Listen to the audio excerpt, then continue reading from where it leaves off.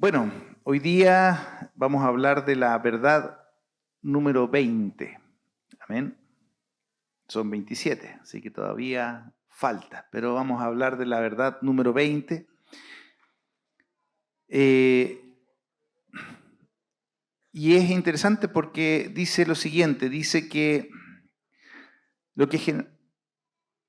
Ya, los chicos que puedan salir entonces, de 4 a 8, de 8 a 12.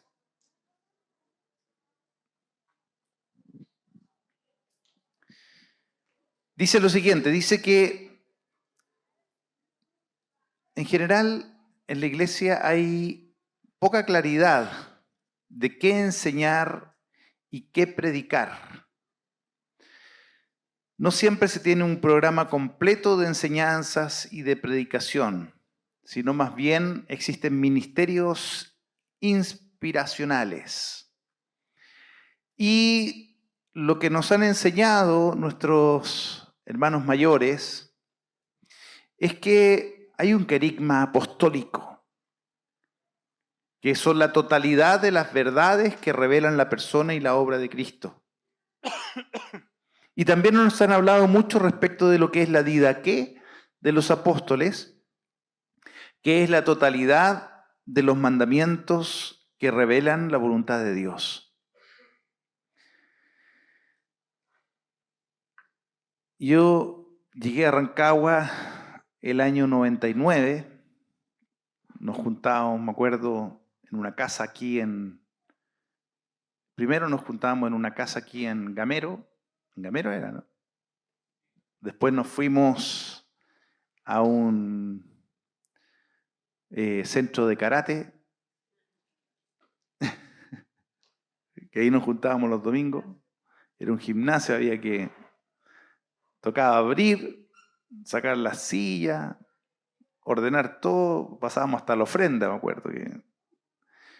Pero era bueno. Después nos fuimos a San Martín, eso ya ahí nos subió el pelo. San Martín, me acuerdo que uno entraba y había una mesa de pool. Y después, atrás, estaba el salón. Y el 2006 llegamos acá. Pero la verdad es que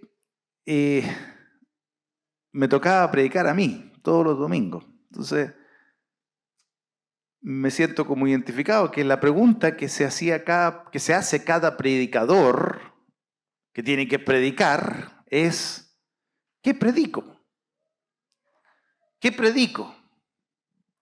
Ahora, esa pregunta en especial, los pastores que son unipastorales, que son los únicos en la congregación y son los únicos que predican, y es más, nosotros tenemos solamente reunión el día de culto el día domingo, pero hay muchos pastores que tienen al menos tres veces a la semana, ¿eh? Los martes, los jueves y los domingos. Recuerdo que una vez en una reunión de la comunión de pastores, dijimos, ya hagamos una reunión el día jueves, y el pastor dijo, no, yo no puedo. ¿Y por qué no puede, pastor? Porque el jueves tengo culto. Dije, bueno, suspéndalo.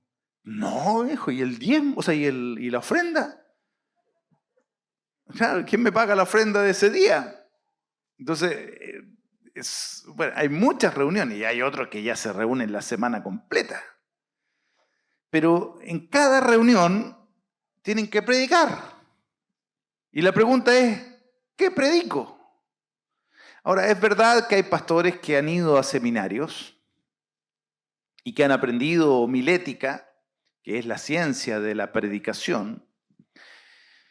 Pero aún así, cada predicador se enfrenta con esa pregunta. Hay algunos que están más preparados que otros, pero hay pocos pastores que saben cómo se puede edificar una congregación.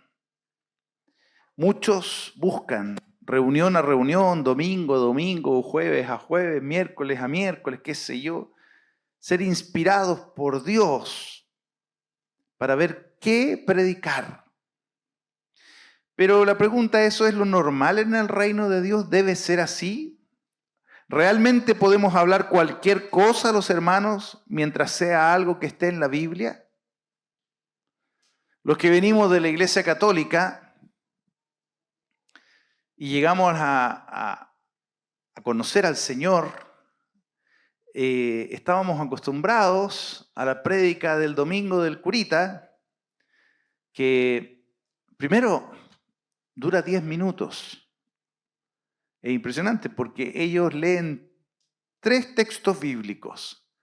Leen uno del Antiguo Testamento, leen los Salmos y después el Evangelio.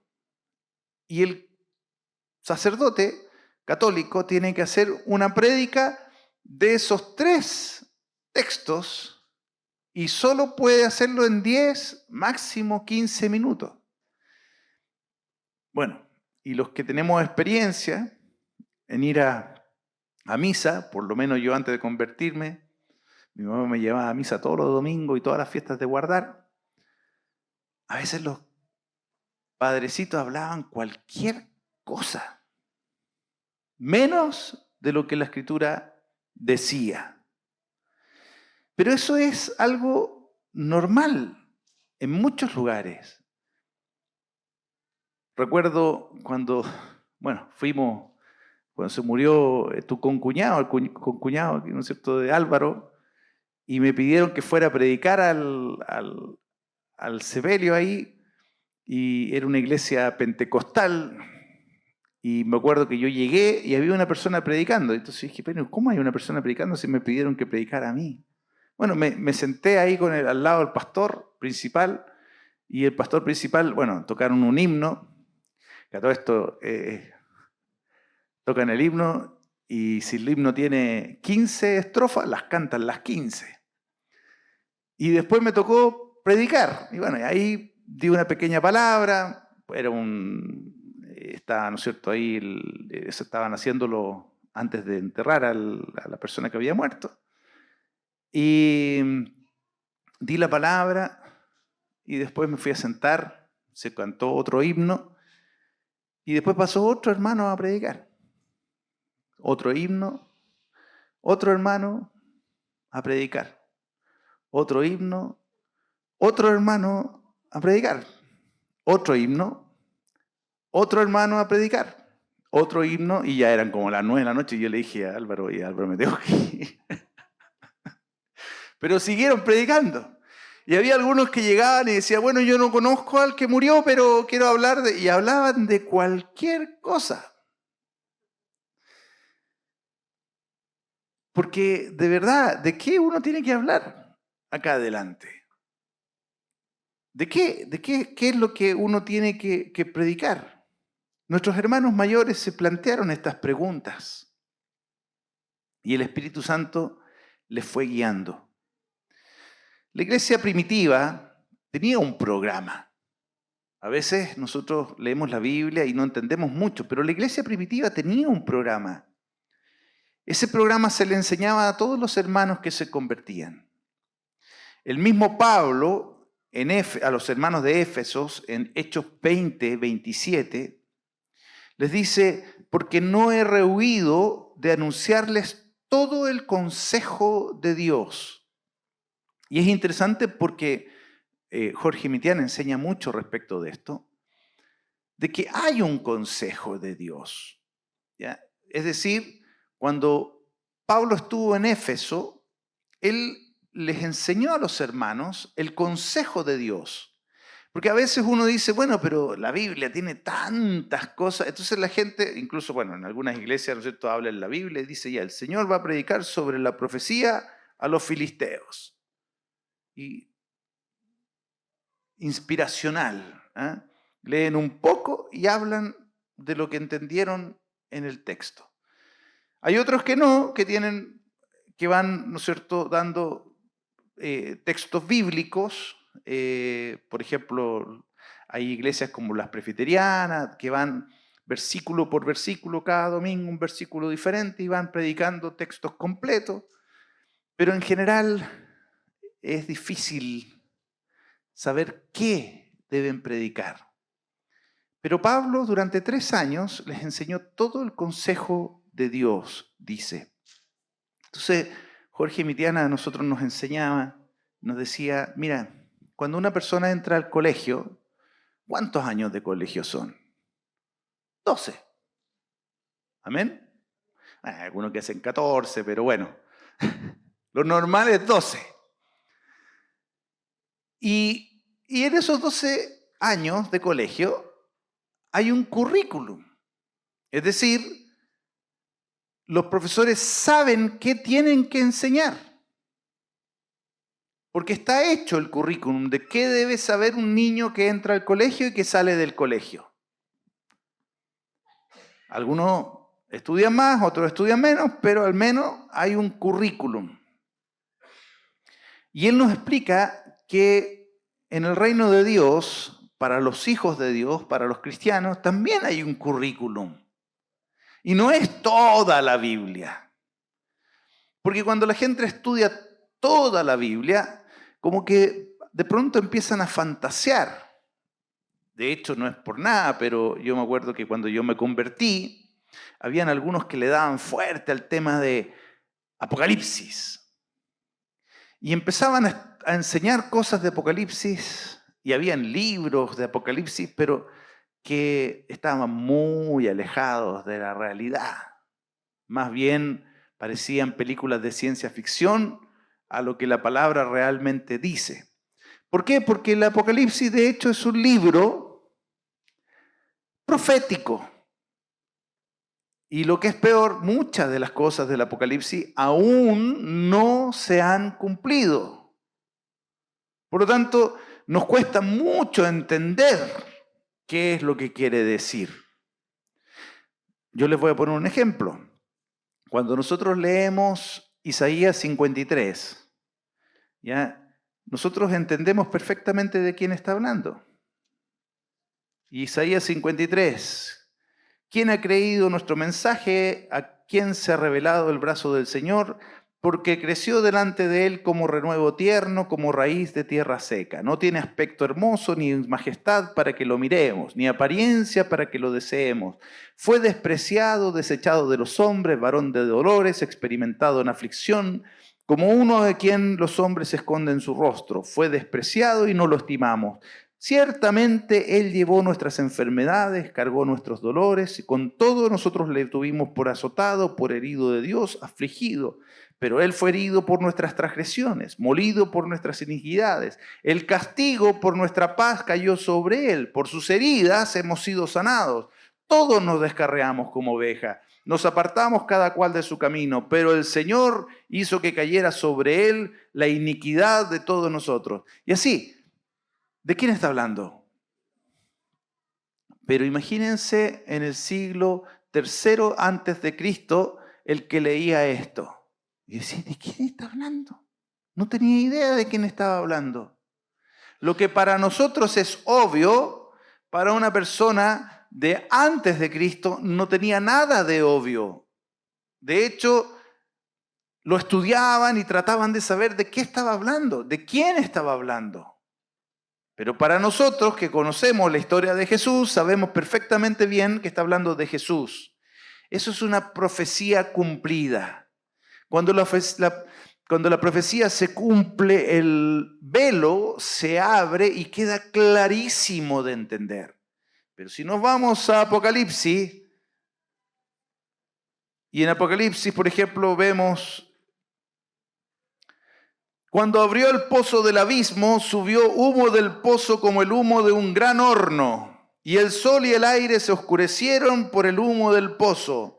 Y del humo salieron langostas sobre la tierra, y se les dio poder como tienen poder los escorpiones de la tierra. El que me diga que entiende esto, porque evidente no se entiende. ¿Por qué? Porque todavía no ha ocurrido.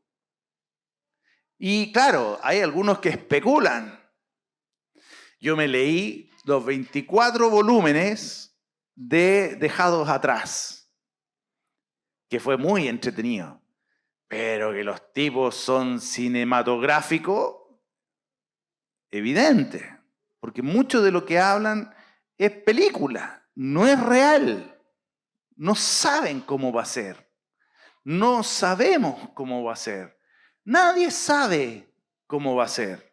Por lo tanto, la iglesia a veces tiene mucha enseñanza que no tiene nada que ver con lo que realmente Dios nos quiere enseñar. Amén. Pablo enseñó en la escuela de Tirano a los discípulos todo el consejo de Dios. Y después la Biblia agrega que toda Asia escuchaba acerca del Evangelio del Reino, que es una enseñanza muy clara, muy precisa, muy concreta. Es decir, los hermanos que estaban en la escuela de Tirano salían de la escuela, porque Pablo los había preparado ahí, y recorrían toda Asia con el mensaje de Cristo y hacían discípulos por donde ellos iban. El problema es que con el pasar del tiempo estas enseñanzas se fueron perdiendo y la iglesia dejó de enseñar el consejo de Dios y comenzaron a darle más importancia a la liturgia. ¿Han escuchado hablar de esa palabra? La liturgia. Y en especial al altar dentro de la liturgia. ¿Qué es la liturgia? La liturgia son los ritos que se usan para celebrar un culto. Los judíos tenían muchos ritos. Y los cristianos, cuando los cristianos que aprendieron que toda la ley había pasado, volvieron a la ley nuevamente. Y es divertido porque los sacerdotes judíos se vestían, ¿no es cierto?, con unos gorros, con unos mantas y qué sé yo, y la iglesia, de ser una iglesia libre de religión, libre de toda estructura, guiada por el Espíritu Santo, comienza a volver a los ritos y vuelven a disfrazar a los curas con todas esas cosas que se ponen para ministrar delante de Dios como si estuviéramos en los tiempos de Moisés. La liturgia. Un claro ejemplo es la Iglesia Católica, que incluso tiene un año litúrgico que dura 3 años y que se sigue ese año litúrgico en todo el mundo. No importa el lugar del mundo donde esté, se lee las mismas lecturas y se hacen las mismas cosas. La diferencia es que antes del 60 se hacía en latín y ahora se hacen en los idiomas originales. Pero es la misma misa. Pero con la reforma, el énfasis sale del altar y se mueve al púlpito. Y la enseñanza comienza a tomar una especial relevancia. El estudio de la Escritura vuelve a ser importante y se marca un punto de inflexión dentro del cristianismo. Gracias a esto comienzan a restaurarse las enseñanzas que se habían olvidado. Dios comenzó a levantar hombres que acercaron a la iglesia a su labor principal. Pero aún hay mucho que Dios quiere restaurar en su iglesia. Hoy día vemos muchas congregaciones que no tienen una enseñanza sistemática o clara, sino que sus líderes tratan muchas veces de entregar palabra de Dios, pero pareciera que la entregan a tientas. No saben exactamente. Ahora, yo quiero decirles, cuando yo llegué a Rancagua no tenía idea de qué tenía que hablar. Lloraba para que el Señor me dijera. Y cuando empezamos a recibir a Víctor Rodríguez, yo le empecé a pedir que por favor me invitara a los retiros en Argentina y empecé a recibir de los hermanos en Argentina y empezamos a organizarnos y a ordenarnos de lo que debíamos enseñar. Pero no es lo común. Lo común, de hecho es más, nosotros aquí cuando estuvimos acá pasamos por hartas cosas y los hermanos más antiguos se acuerdan que pasamos hasta por el G12. ¿Se acuerdan o no? Porque no sabíamos para dónde iba la micro. Entonces uno trata de hacerlo lo mejor posible, pero claro, nos faltaba la enseñanza apostólica que nos entregaron nuestros hermanos de Argentina. una enseñanza clara, sistemática. Ahora yo no digo que no haya palabra de Dios en la iglesia, porque la hay. O que muchos están orando con fervor para entregar un mensaje que venga de Dios. El punto es que tiene que haber un propósito para formar a la congregación. Hay congregaciones donde la palabra que se entrega es 100% inspiracional. Nosotros nos reímos, pero hay algunos, ¿no es cierto?, que ocupan biblomancia, como se dice, que abren la Biblia y pum, ponen el dedo y de eso predican. Eso ya es el extremo. Pero hay otros que, entendiendo esta situación, han optado por enseñar teología, que tampoco es lo que el Señor quiere que aprendamos. El Señor no quiere que aprendamos teología.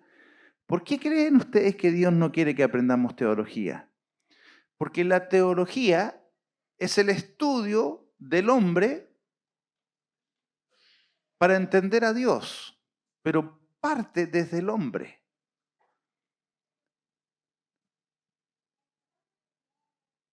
No es necesariamente lo que Jesús nos enseñó del reino de Dios. Entonces, ¿qué debemos enseñar? Bueno, aprendimos de nuestros hermanos que Dios tiene un propósito eterno, claro, definido. Incluso lo enseñamos entre nosotros y ellos nos entregaron una frase que lo describe muy bien. ¿Cuál es el propósito eterno?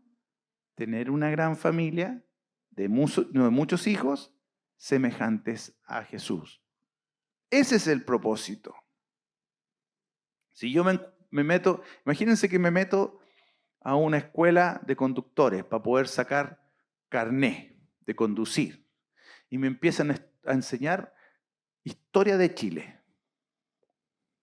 A mí me encanta la historia de Chile, pero no me metí a estudiar curso de manejo para que me enseñen la historia de Chile. Entonces, a veces ese es el punto. Si yo no tengo claro el propósito, ¿qué enseño? Tengo que enseñar claro lo cual es el propósito. Y el propósito es tener una gran familia de muchos hijos semejantes a Jesús. Amén. Por lo tanto, debemos trabajar en la forma de vida de los discípulos para que lleguen a la imagen de Cristo Jesús. Y digo discípulos, porque eso es otra cosa que también aprendimos, que hay seguidores y hay discípulos. Jesucristo tenía muchos seguidores, pero tenía pocos discípulos. ¿Correcto? Lo dice la palabra. ¿Y qué pasó con los seguidores cuando Jesús se puso a hablar en serio?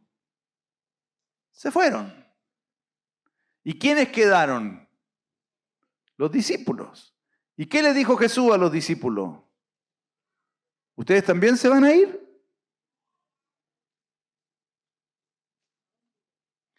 ¿Pero qué respondieron los discípulos? ¿A dónde iremos si solo tú tienes palabra de vida eterna? Entonces, qué interesante. Qué interesante lo que sucedió. ¿Eh? Nosotros tenemos que entregar palabra de vida eterna y esa palabra de vida eterna no son nuestras palabras. ¿Cuáles son? Las palabras de Jesús. Repetimos las palabras de Jesús, enseñamos acerca de las palabras de Jesús. Porque Jesús tenía un propósito claro, tenía una visión clara. ¿Y Jesús se la enseñó a quién? A sus discípulos. ¿Y sus discípulos qué hicieron? Nos la dejaron a nosotros. Por eso que nosotros somos una iglesia apostólica. ¿Amén? ¿Qué significa eso? Significa que toda nuestra enseñanza es la enseñanza de los apóstoles. Por eso nosotros somos una iglesia apostólica. Somos católicos, apostólicos, cristianos, como dice Jerry. Es decir, católico, que significa universal, apostólicos, que creemos en la enseñanza apostólica, que es la enseñanza que Jesús le dejó a los apóstoles y los apóstoles nos la dejaron a nosotros, pero somos cristianos, no romanos, porque seguimos a Cristo, no a Roma. ¿Amén? Amén. Gracias, Señor. Ahora, la gran comisión es bien clara: id y hacer discípulo a todas las naciones. Por lo tanto, el propósito eterno se va a llevar a cabo de la manera que Dios lo encomendó, haciendo discípulos a todas las naciones. Hace 2 martes atrás nos visitó Vinci, ahí en Santiago. Fue un regalo de Dios. Me llamó, me dijo, perdonen más, estoy muy ocupado, pero quiero reunirme con usted. Así que lo fui a buscar, fui para casa, comimos, nos contó de que estaba invitado a Corea del Norte, hablando de persecuciones, y nos dejó invitados a un retiro ahí en Sao Paulo de misiones. ¿Ya? Estuvimos hablando de puras misiones. La verdad es que fue un tiempo muy, muy bueno. De hecho, ahí también nos contó que viene Junior, estaba conversando ahí con Valeriano, la posibilidad de traer a Junior, porque como va a estar acá en Brasil, quizás, ¿no es cierto?, podemos traerlo acá a la congregación para que nos pueda venir a ministrar.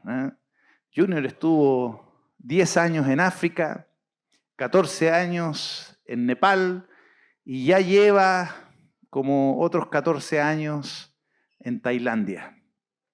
Así que tiene harto para enseñarnos respecto del propósito eterno de Dios y del ir y hacer discípulos. Amén.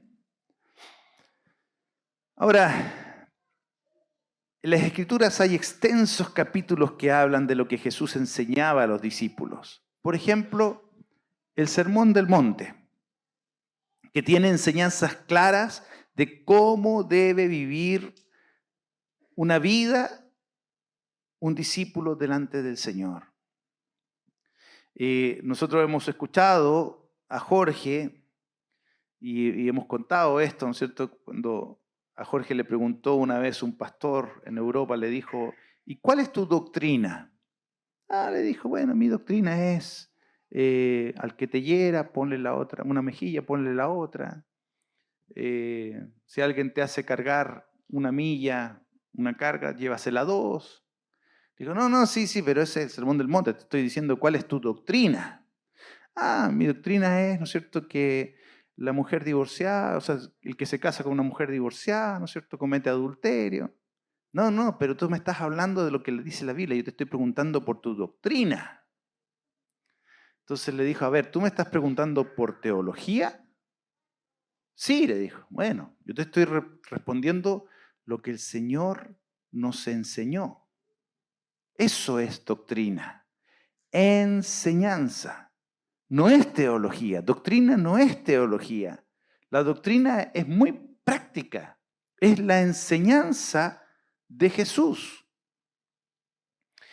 Y de hecho, para los que se han comprado el librito de Puerta, Camino y Meta, ¿ya?, antes de que comience el libro de la puerta, tiene 2 conceptos que están muy bien explicados y que son el querigma y la didaqué.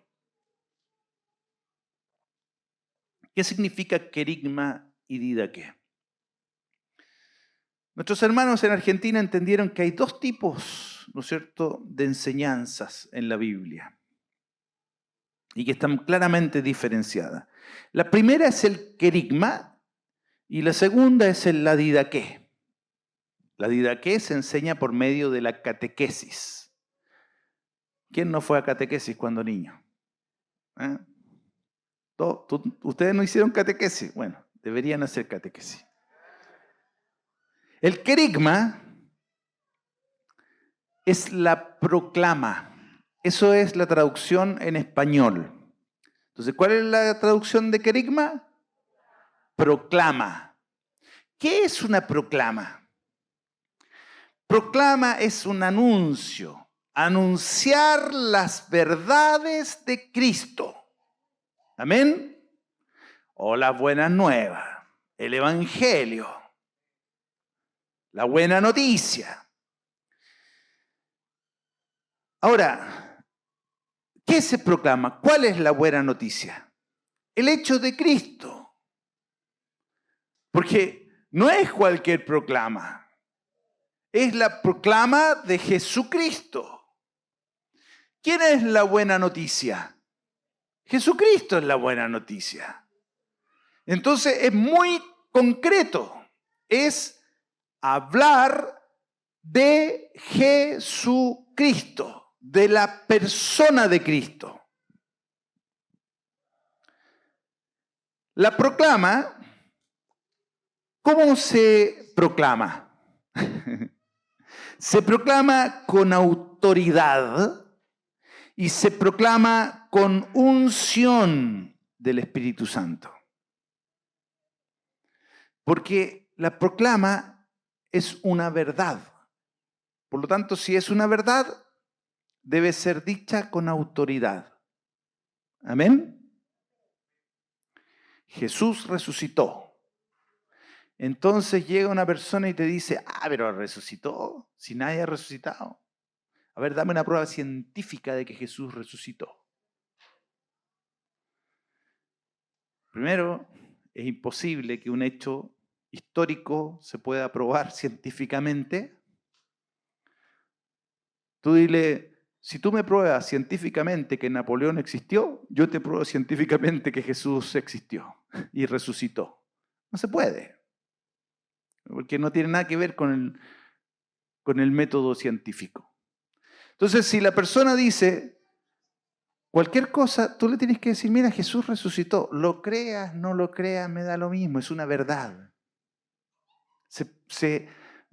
Porque lo peor que puedes hacer es decir, Jesús resucitó. Y la persona te dice, ¿de verdad? No sé. Me parece. Eso no es proclama. ¿Ya? Nosotros no podemos dudar, porque es una verdad.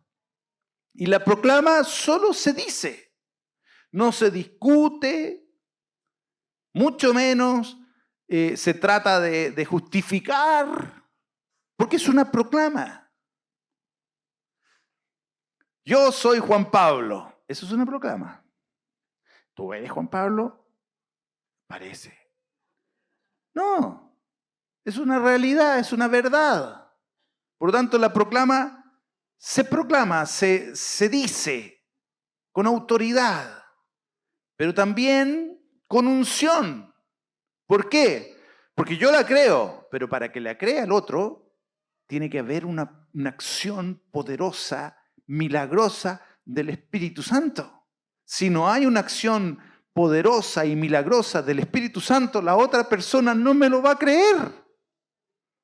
¿Por qué me lo tienen que creer? ¿Por qué lo creí yo? Porque el Espíritu Santo me lo reveló. De hecho, es más, yo he contado que cuando yo fui por primera vez a un retiro carismático en la Iglesia Católica, yo le había dicho a Dios, esta es la última oportunidad que te doy para presentarte. Si no, no creo más en ti. Y lo dije de verdad. Porque no creía en Dios, nunca había tenido una manifestación de Dios en mi vida.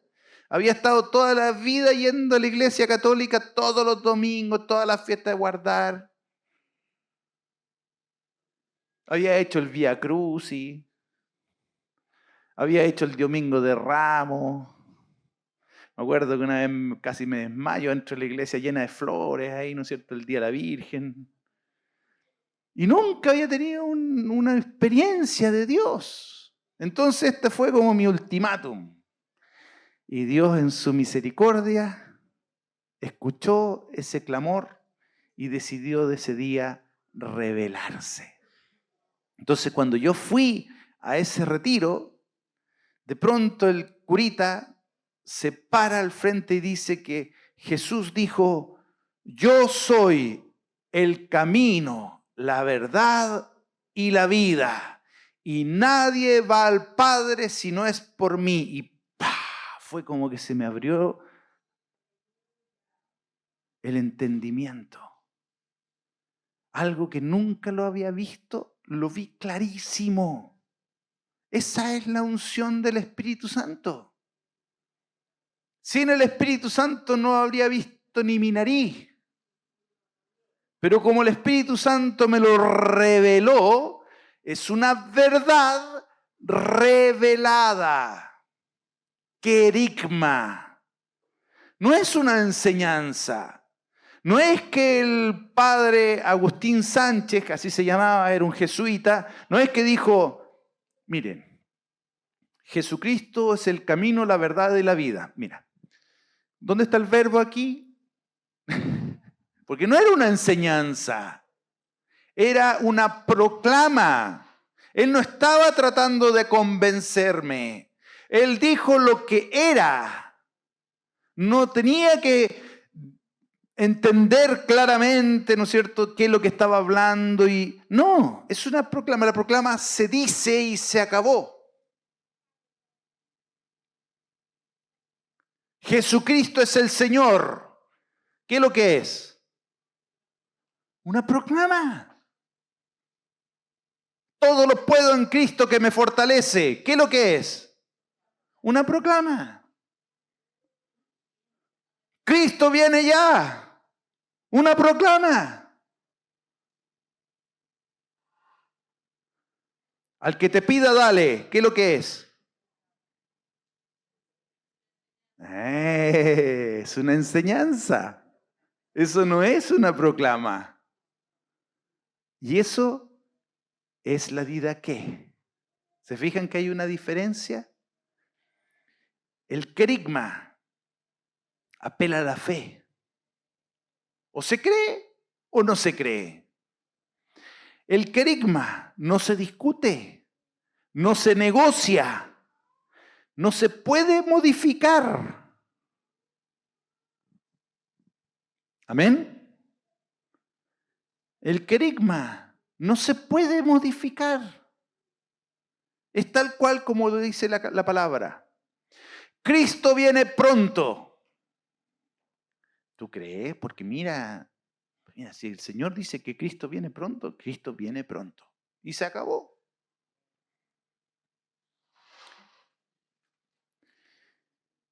Pero la didaqué es diferente. La didaqué es doctrina. Y como dije hace un rato, doctrina es enseñanza. No es teología, es enseñanza. Ahora, el tono de la enseñanza, obviamente, como viene de Dios, debe ser imperativo. ¿Qué significa imperativo? Que tiene, ¿no es cierto?, un poder para exigirlo. O sea, no es algo como en derecho la ley es imperativa, la ley de la República, ¿ya? Porque no es si es que tú quieres, puedes parar en el disco pare. No, es imperativo. Todo vehículo debe parar en el disco pare. ¿Y qué pasa si tú bajas la velocidad? Parte. Y se acabó. ¿Por qué? Porque es imperativa. Manda. Exactamente. Entonces la didaqué, la enseñanza de Cristo, no es una sugerencia, querido hermano. No os unáis con yugo desigual. Ay, pero es que lo que pasa es que yo sé que es tan bueno. No os unáis con yugo desigual. Sí, pero es que no lo conoce. No os unáis con yugo desigual. No. No. ¿Alguien no entiende el no? Es una enseñanza. No os embriaguéis con vino. ¿Qué significa? No os embriaguéis con vino. ¿Amén? No.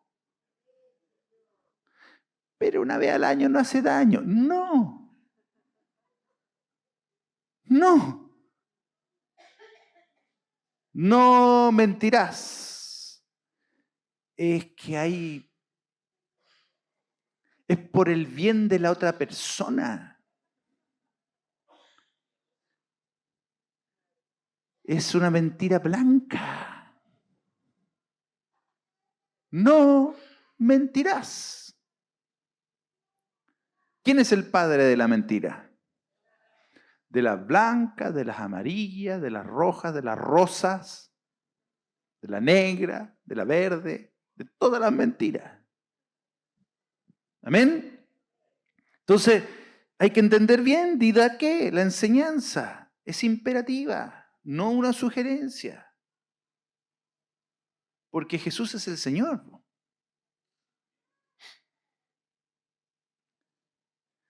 Ahora, la enseñanza es un cuerpo bien definido.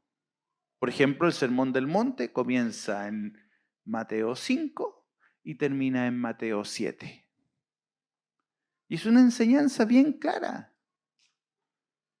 Ahora, uno la puede enseñar y tomarse todo el tiempo del mundo. Yo me acuerdo que una vez estuvimos 6 meses estudiando el Sermón del Monte acá en la comunidad. ¿Se acuerdan o no? Ese es el privilegio de predicar, que nadie se acuerda de nada.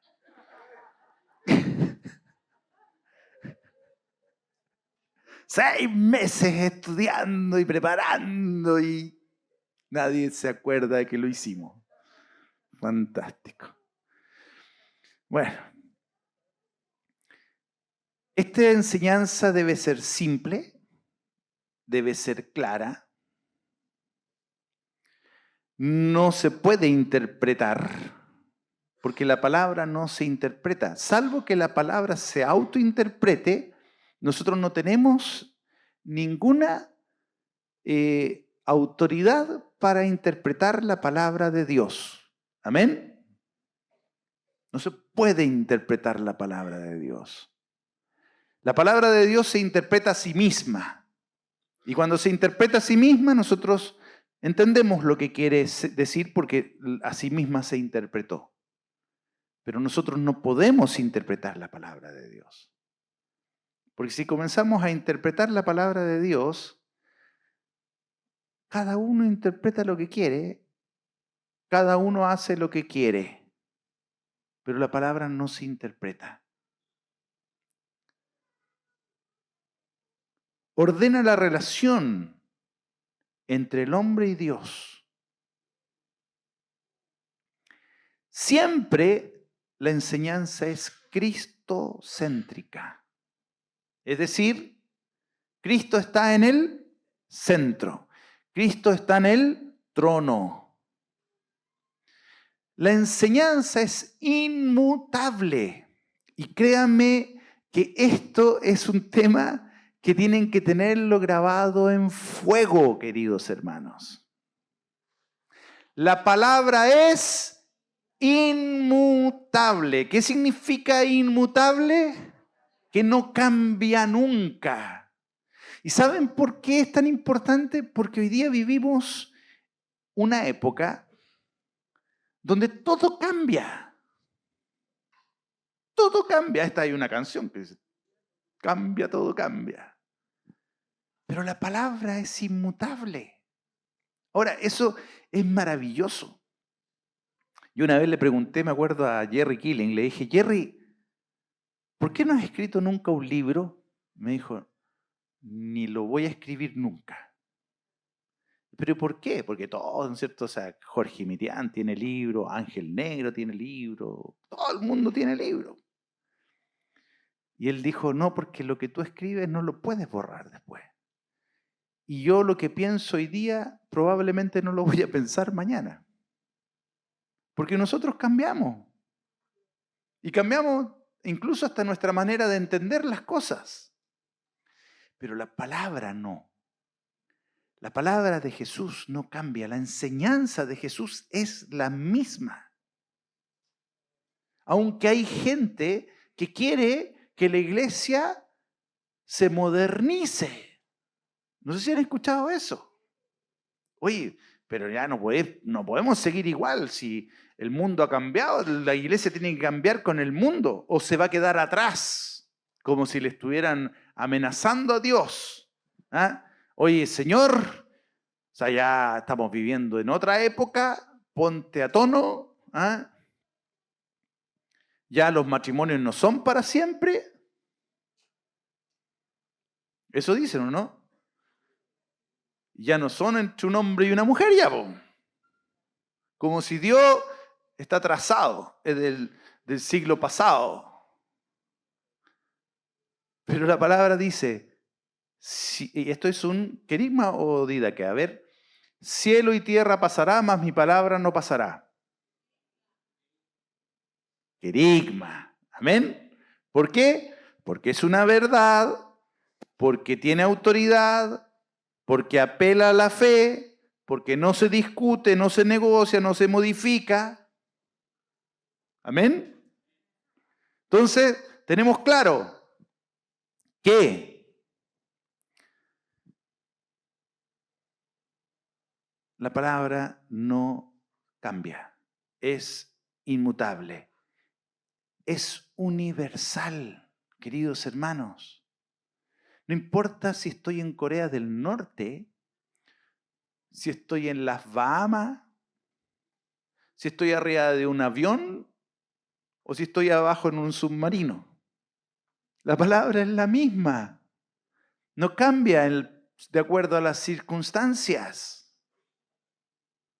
Por lo tanto, tenemos que tener claro cuál es la enseñanza de Cristo, que es la misma que aprendió Pedro, Juan, Diego no existía en los apóstoles, no, no me vengan cosas. Mateo, Esteban, amén. Pero qué agradable, es tan agradable porque lo que aprendí de la palabra está vigente y va a seguir estando vigente, no importa cuánto se demore el Señor en venir, aunque no se va a demorar porque Cristo viene pronto. Amén. Por lo tanto, qué importante es entender esto. Tenemos que tener claro, cuando nosotros le predicamos a alguien, debemos usar solo el querigma. Amén. Tú no puedes predicarle a alguien con enseñanza. Tú no puedes decirle a una persona el sermón del monte para que la persona se convierta.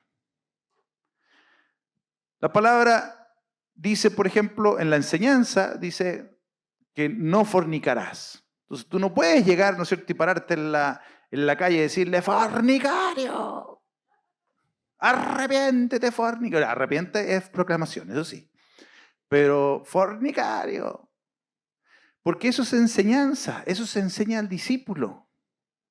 De hecho, en el puerta, camino y meta, que está bien clarito, tenemos la puerta, que proclama. Después tenemos el camino, que es la enseñanza. Nos enseñan cómo dejar la vieja vida, cómo tomar la nueva vida. Y por último, ¿no es cierto? Ya tenemos la meta, que es cuando el Señor nos lleva a su presencia. Queridos, me quedaron como 8 páginas, pero creo que es importante lo que hablamos. Lo único que quiero decir es que la forma que ocupó el Señor es hacer discípulos. Y la forma que tenemos que hacer nosotros es haciendo discípulos. Nosotros tenemos que predicar con proclama y después enseñarle a los discípulos con enseñanzas. Y primero nosotros enseñamos a nuestros discípulos a ser discípulos. Esa es la primera enseñanza que tenemos que enseñarle a nuestros discípulos. ¿Cuál es la primera enseñanza que hay que hacerle a los discípulos? Enseñarles a ser, con S, S-E-R, a ser discípulos. ¿Amén?